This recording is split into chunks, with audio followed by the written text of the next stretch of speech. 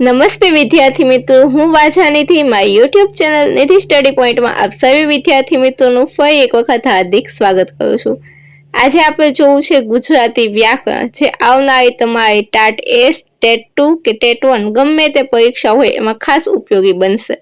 અને government exam કોઈ પણ હશે જેમાં તમને ગુજરાતી વ્યાકરણ છે એ ખૂબ જ અગત્યનું સાબિત થવાનું છે। આની પહેલાના લેક્ચરમાં મેં એક પ્રશ્ન તમને પૂછેલો હતો અને પોલમાં પણ એક પ્રશ્ન મૂકેલો હતો કે જો તમારે ગુજરાતી વ્યાકરણ સરળ રીતે શીખવું હોય તો હા અથવા તો ના।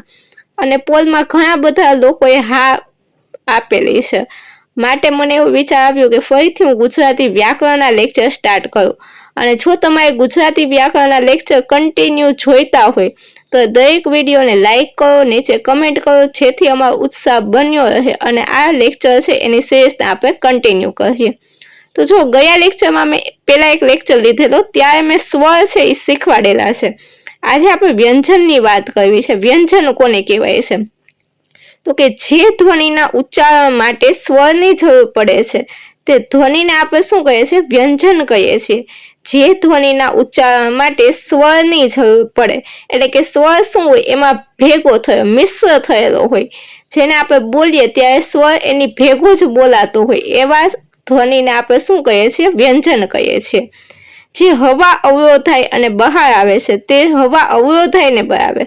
અને કુલ કેટલા છે? 34 વ્યંજનો આપણી પાસે છે।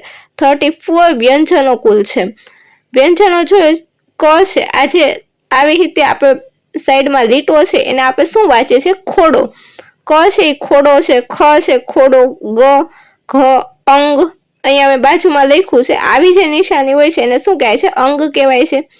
ચ છે, છ છે, જ છે, ઝ, અંજ, ટ, ઠ, ડ, ઢ, હ, ત, થ, દ, ધ, ન, પ, ફ, બ, ભ, મ, ય, ર, લ, ભ, શ, ક્ષ, સ, દ, હ, અને અ।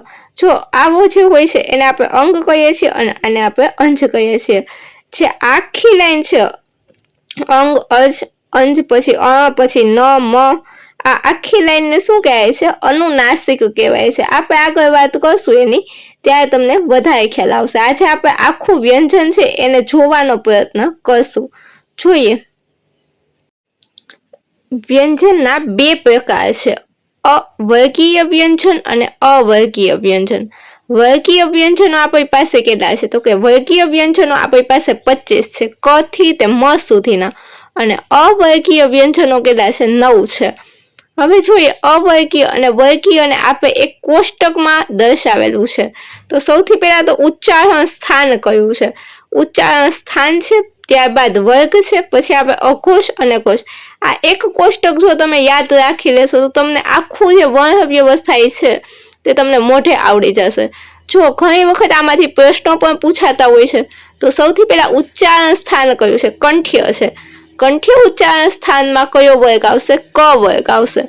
અને ક વર્ગના બધા જે સભ્યો છે એટલે કે ક, ખ, ગ, ઘ અને અંગ, આ બધા શેના છે? ક વર્ગના છે।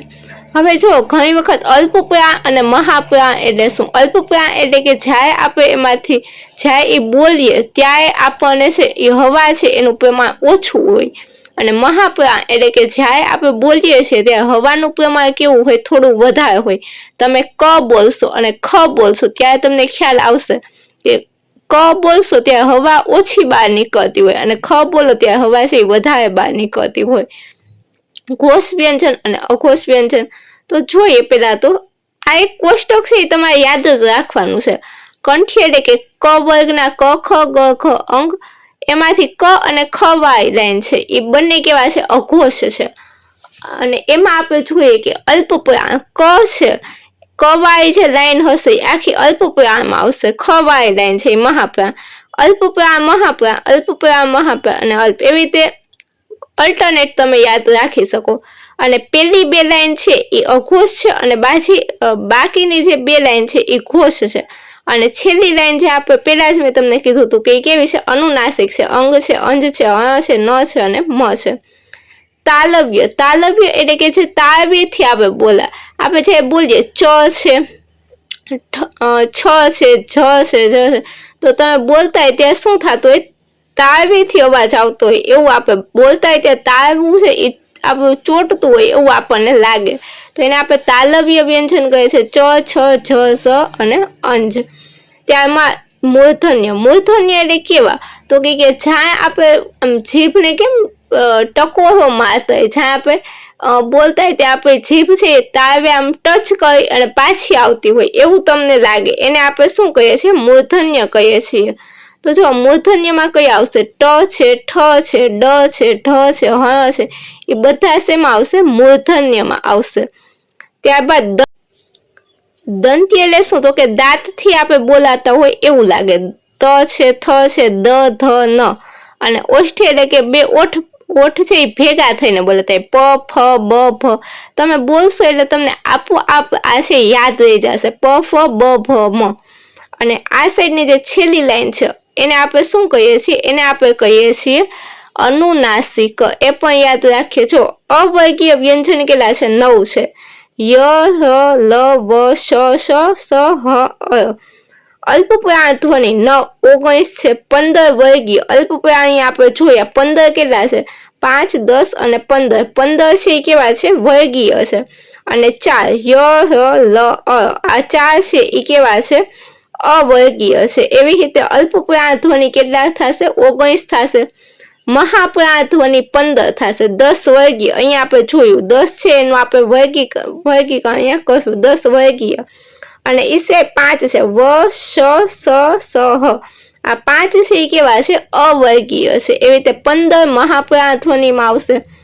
અનુનાસિક વ્યંજનમાં આપણે હમણાં 5 જોયું. અંગ, અંજ, હ, ન અને મ. નિરઅનુનાસિક આ 5 સિવાયના જેટલા બધા છે એ બધા શેમાં આવશે? નિરઅનુનાસિકમાં આવશે. અઘોષ વ્યંજન 13 છે. જો અહીંયા આપણે અઘોષ છે એ બતાવ્યા છે. 10 અઘોષ આપણે અહીંયા બતાવેલા છે. એ સિવાયના 3 એટલે કે 3 એ શ છે એ અઘોષમાં આવશે. અને ઘોષ કેટલા છે? 21 છે. જે અહીંયા આપણે બતાવેલા છે 21 છે એ ઘોષ વ્યંજનમાં આવશે. ત્યારબાદ આપણે જોઈએ અમુક વ્યંજનો છે એની કંઈક વિશેષતા છે. જેમ કે આને આપણે યાદ જ રાખવા પડશે. જેમ કે મરમર વ્યંજન તરીકે હ, પ્રકંપી એટલે કે ટકોરાવાળા વ્યંજન તરીકે હ અને પડકારવાળા વ્યંજન તરીકે અ.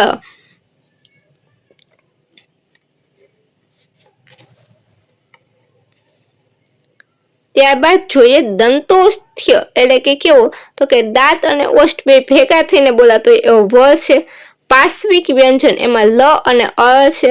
અંતસ્થ વ્યંજન એમાં ય, ર, લ, વ. અર્ધ સ્વરમાં ય અને વ. સંઘર્ષી વ્યંજન એમાં 3 એ સ અને હ અને ઉષ્માક્ષર એમાં 3 એ સ, હ અને અ. તો આ બધા છે શું છે? તો કે વ્યંજનના અમુક પ્રકાર છે અને અમુક એની વિશેષતા છે જે આપણે યાદ રાખવાની છે. ચલો આપણે પેલો ટોપિક વર્ણ વ્યવસ્થા અહીંયા આપણે પૂરો કરીએ છીએ. આવતા લેક્ચરમાં આપણે શું જોશું? આવતા લેક્ચરમાં આપણે જોડાક્ષરની વાત કરશું. અથવા તો જે ટોપિક તમારે શીખવો હોય તો કમેન્ટમાં લખજો. તો આવતી વખતે આપણે તે ટોપિક લાવશું. ત્યાં સુધી મને રજા આપો. Thank you so much. અને જો તમે ચેનલ પર નવા હોય તો ચેનલને સબસ્ક્રાઇબ કરો, વિડીયોને લાઈક કરો અને તમારા અન્ય મિત્રો સુધી વિડીયોને શેર કરો.